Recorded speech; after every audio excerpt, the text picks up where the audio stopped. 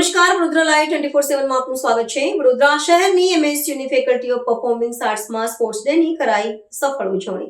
આ રમતોમાં cricket, badminton, carrom, chess, ત્રિપગી દોડ, લીંબુ ચમચી દોડ અને કોથળા દોડનો સમાવેશ હતો।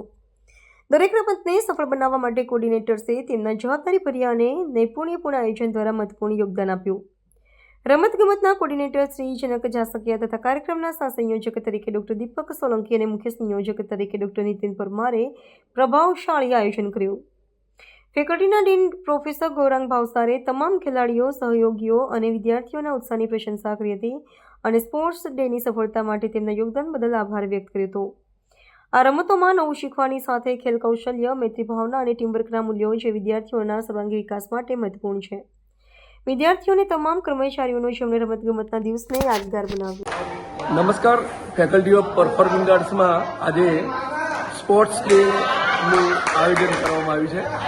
તેમાં ફેકલ્ટીના વિદ્યાર્થીઓ અને શિક્ષક મિત્રોએ મોટી સંખ્યામાં ઉત્સાહપૂર્વક ભાગ લીધો છે।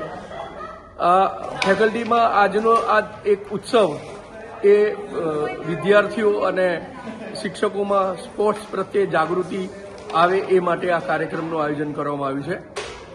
આમાં વિદ્યાર્થીઓ ઉત્સાહપૂર્વક આજે અહીંયા રમી રહ્યા છે।